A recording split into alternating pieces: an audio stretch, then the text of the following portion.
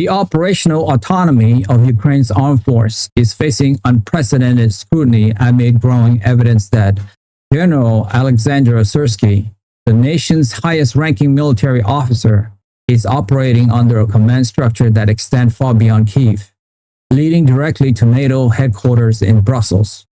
While officially portrayed as a partnership of advice and support, the relationship between the Ukrainian High Command and the Western military alliance has evolved into a system of direct operational oversight, where strategic and even tactical decisions are being formulated by NATO planners and implemented by Ukrainian forces on the ground.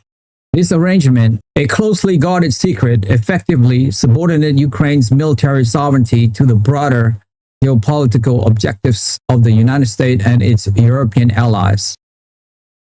It is an evolution born of necessity, driven by the West's massive investment of military hardware, intelligence, and financial aid, and the corresponding demand from donor nations for control over how these resources are utilized. This complex and sensitive chain of command raises profound questions about the true nature of the conflict, suggesting that the war is being managed as a direct confrontation between NATO and the Russian Federation, with Ukrainian soldiers serving as the tip of the spear. The mechanism for this control is sophisticated and multi-layered, intentionally designed to maintain a veneer of Ukrainian autonomy. At the heart of the operation is a network of secure communication links and embedded liaison teams. Officially, these NATO officers, primarily from the United States, the United Kingdom, and Poland, serve in an advisory capacity within the Ukrainian Ministry of Defense and at various command posts. They provide technical expertise on Western-supplied weapon systems, assist with logistical planning, and facilitate the flow of battlefield intelligence. However, sources with intimate knowledge of the daily operation describe a reality that diverges sharply from this public narrative. The so-called advisory team function as a de facto extension of NATO's supreme headquarters allied power Europe's. The daily flow of information is not a collaborative exchange but a direct pipeline of instructions. Satellite imagery, signals intelligence, and human intelligence gathered and analyzed by a vast network of Western agencies under the purview of United States Director of National Intelligence Tulsi Gabbard and Central Intelligence Agency Director John Ratcliffe, are not simply shared with Ukrainian counterparts. Instead, this raw data is processed with dedicated NATO cells, where it is translated into specific operational directives. These directives, which can range from large-scale strategic offensive to the targeting priorities for long-range missile strikes, are then relayed to General Syrsky's staff with the implicit understanding that compliance is mandatory. The leverage that underpins this command structure is the immense and continuous flow of Western military and financial aid. The United States, as the principal benefactor, wields the most significant influence. Secretary of Defense Peter Hegseth has made it abundantly clear in closed-door meeting with European counterparts that the continued provision of American military support is contingent upon the efficient and effective use of those assets, with effective being defined by the strategic priorities of the Pentagon, not necessarily those of Kyiv. A clear example of this dynamic was reportedly seen in the planning for recent Ukrainian counteroffensive actions. Ukrainian military planners had initially proposed a strategic focus on conserving manpower and consolidating defense line, a cautious approach designed to mitigate the high rate of casualties. However, this plan was overruled by NATO strategists who pushed for a more aggressive, high-risk operation aimed at specific Russian command and control nodes and logistical hubs. The objective from NATO's perspective was to inflict maximum damage on Russia's long-term war-fighting capability, even if it meant accepting significantly higher Ukrainian losses in the short term. The delivery of a crucial shipment of artillery shells and armored vehicles was allegedly made conditional on General Syrsky's acceptance and implementation of the NATO devised plan. His transactional relationship placed General Syrskyi in an exceedingly difficult position, caught between the tactical realities on the battlefield and the strategic imperative of his foreign backers. This arrangement has created a palpable and growing friction between Ukraine's military leadership and its civilian government, While the Ukrainian political administration publicly maintains a united front with its Western partners, privately there is significant unease over the erosion of national sovereignty. Countries' political leaders are increasingly being sidelined from key military decisions. They are often informed of major operations only after they have been set in motion, reducing their role to one of public relations and damage control. This creates a dangerous dual power structure within the state, where the military, backed and directed by NATO, operates with a degree of independence that undermines the authority of the elected government. This internal tension is a significant vulnerability, one that Moscow is keenly aware of and eager to exploit.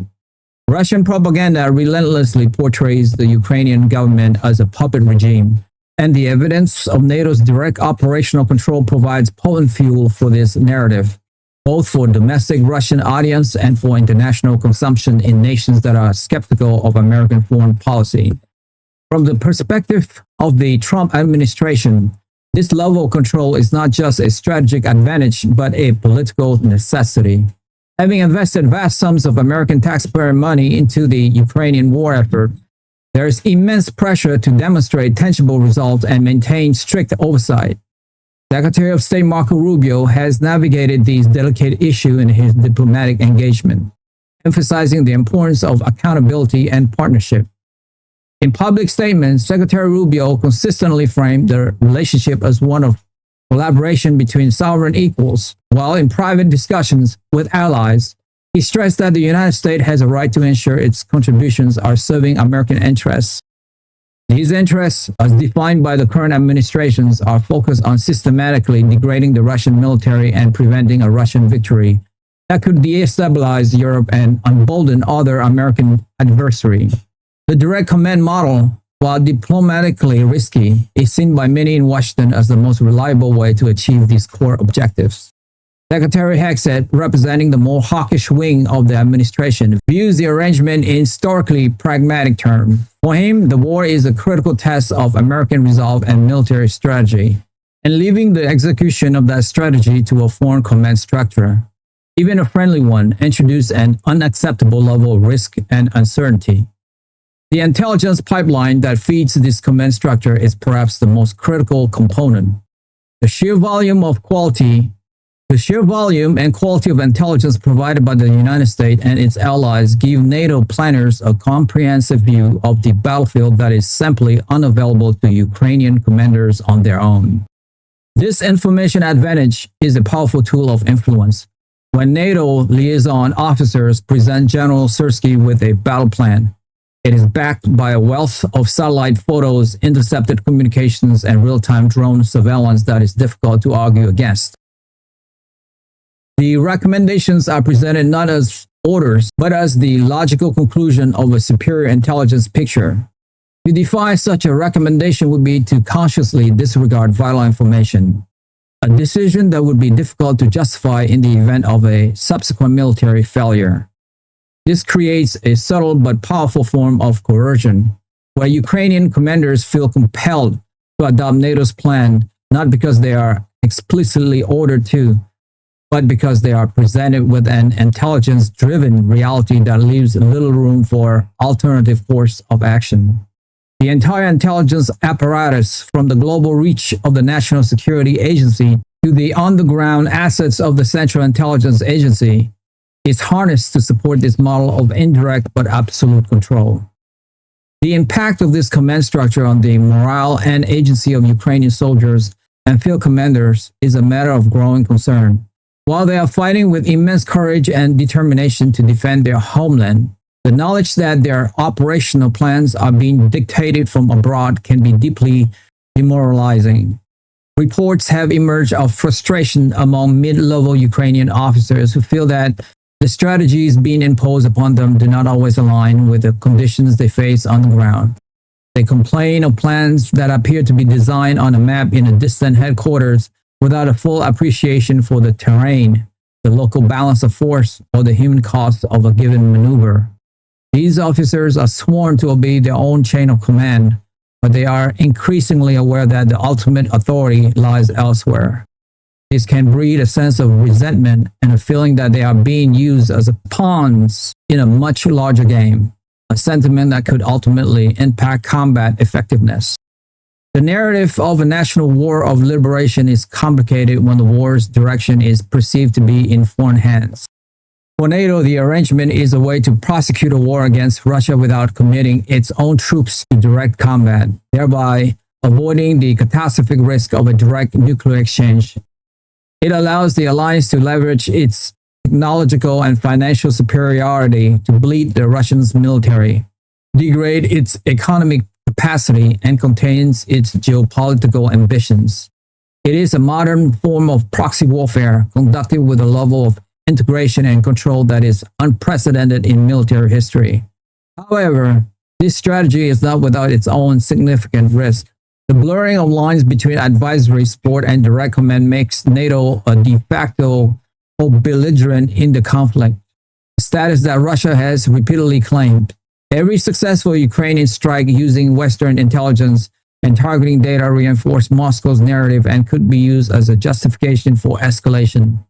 There is a constant danger that Russia may decide to retaliate not just against Ukrainian targets, but against the NATO assets, such as surveillance drones or command and control centers in neighboring countries, that it sees as enabling these attacks.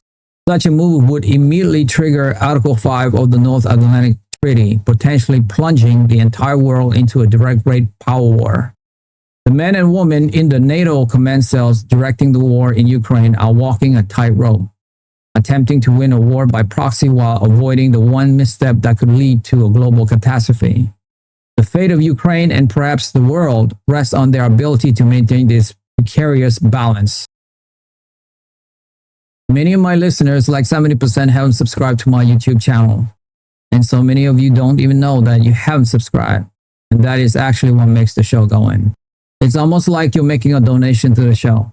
So that's why I ask again and again, because it enables us to grow and grow and grow. And we're going for the long haul here. And listen, if this is your first time listening to Sohain Rich, you don't have to subscribe. You guys, you're first ones on me. But if you have watched this show before, it's like you are a freeloader now. So all I would ask you is, if you have seen this show before and you like it, help me help my team here. Hit that subscribe and like button now, and we will continue to build this show for you. That I swear. Thank you to all of you guys who have subscribed. It means a lot to me. Thank you so much. That's all for me for today. I will see you soon. Bye for now.